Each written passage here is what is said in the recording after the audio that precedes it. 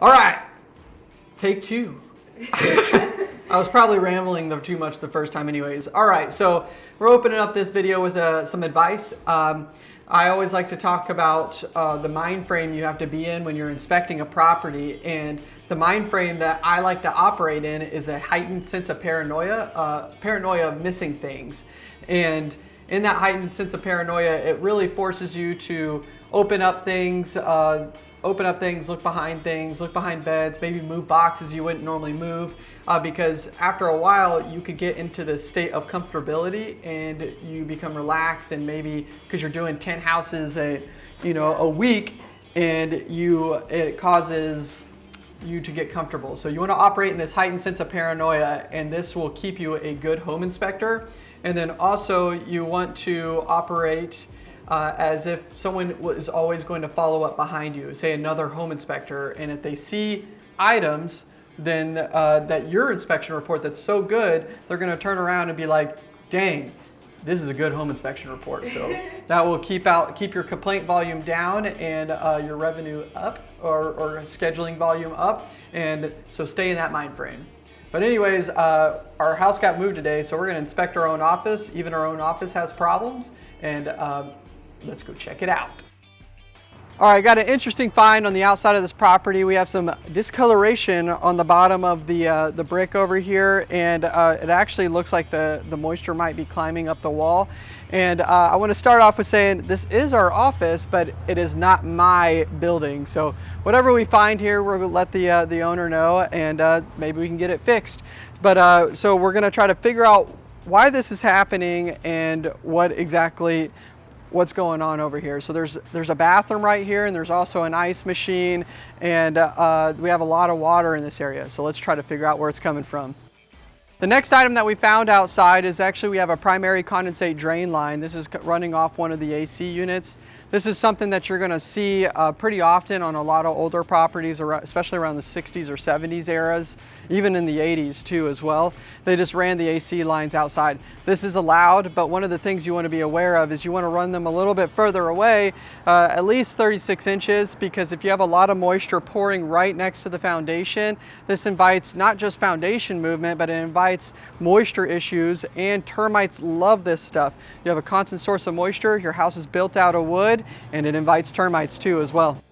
All right, so the next issue is I found when I was just walking around the exterior. You can find a lot of this with just a general scan, but right here you can see how this pipe is pretty well insulated. Whenever you see this, you normally want to pull back the insulation because it will hide hidden leaks. Also, we have some galvanized pipes here. You have copper. We have some oxidation going on here. Actually, I think it's called electrolysis, if I want to sound super but we have electrolysis happening, it's creating corrosion, and you're getting really small leaks. This leak isn't enough to cause like major issues, but it eventually will fail. So this is something that we probably want to tackle right away. Okay, we're actually we're taking Isis. She got us this wireless mic. I got 2 HVAC units running.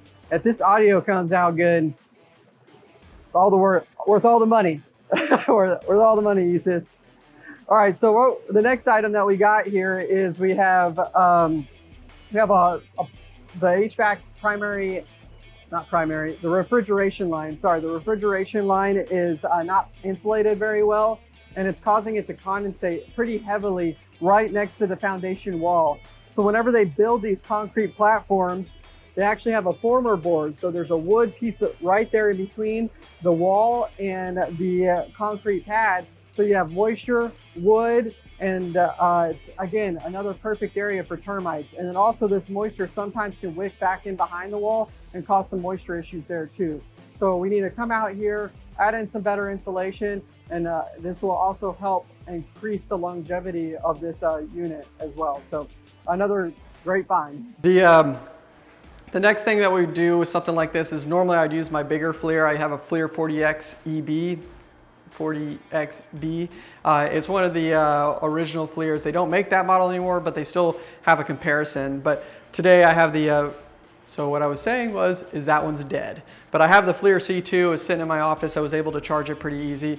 You know, the FLIR C2 is still gonna accomplish the task that we need for the day, especially with that much moisture coming through the wall outside. So we'll be able to detect temperature anomalies, which we have some really cold water coming out of this ice machine, and we think it's related to this ice machine. So we're gonna scan the wall, see if we have any difference in temperature across it, and if we do, we're gonna hit it with the moisture meter, which is right here. We'll hit it with the moisture meter, and if we have any leaks in this area, we know that it's kind of a perfect environment for mold, because you have the perfect temperature, which is Houston, perfect humidity, which is Houston, and then we also have a steady source of water, which mold loves. So we're gonna see how far this traveled.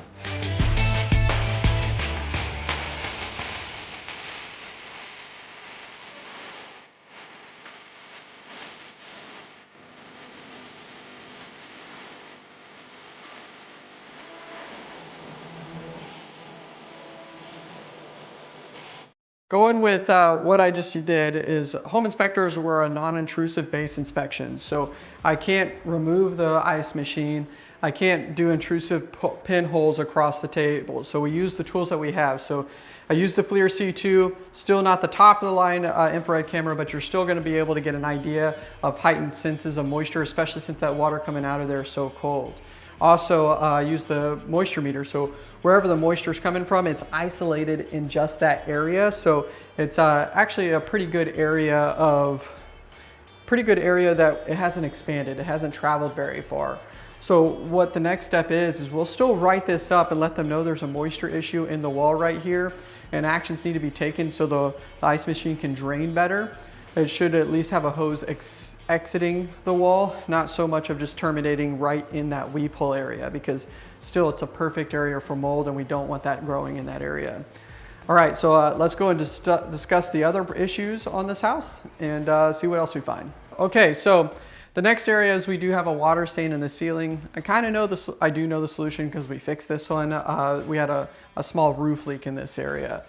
But anyways, you still always want to treat it the same way. You know, just because you have water showing in the wall or any water stain, I always test them the same exact way. I take the, I scan it with the FLIR, and then I also use my moisture meter to determine if it's active or not. And then I still go into the attic and the roof to really figure out if it's still active, if it's been repaired or not. So make sure that you don't just document that there's a water stain, or you just see there's a water stain. You want to find out if it's active or not, if it's been repaired or not, or if further action needs to be taken.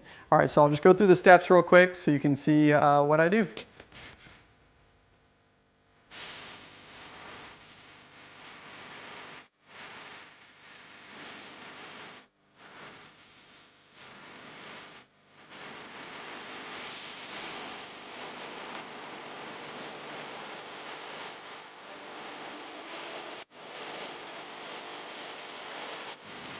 All right, closing this video. That was a quick one, I know, but really I wanted to close with talking about this FLIR C2 camera. I know a lot of inspectors beat up against this, it is the bottom end FLIR camera, but my analysis or theory on this, or opinion, let's go with opinion.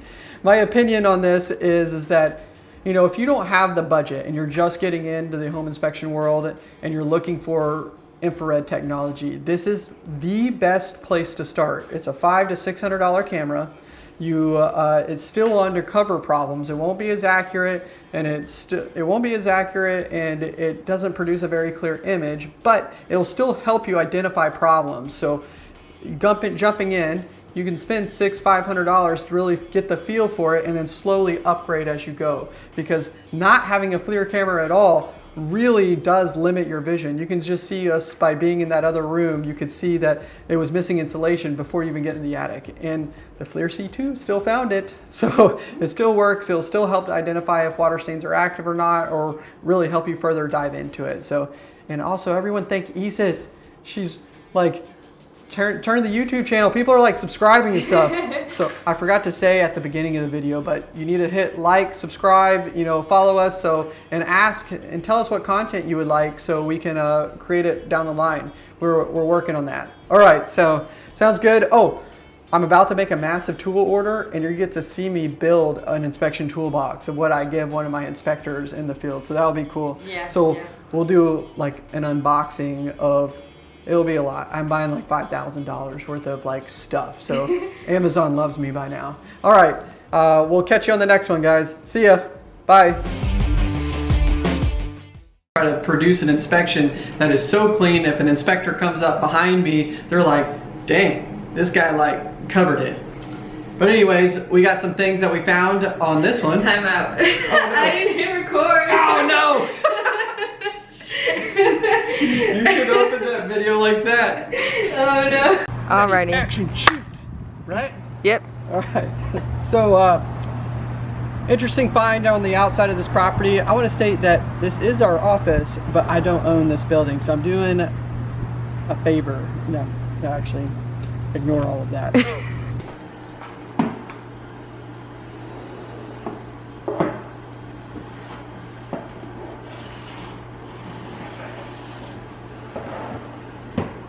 Nothing over here. Because it's not on. Ready. Good? Alright. Good? Ready. Alright, so let's see how it goes. Okay, go ahead. Good. Alright. I will clap like this. Alright. So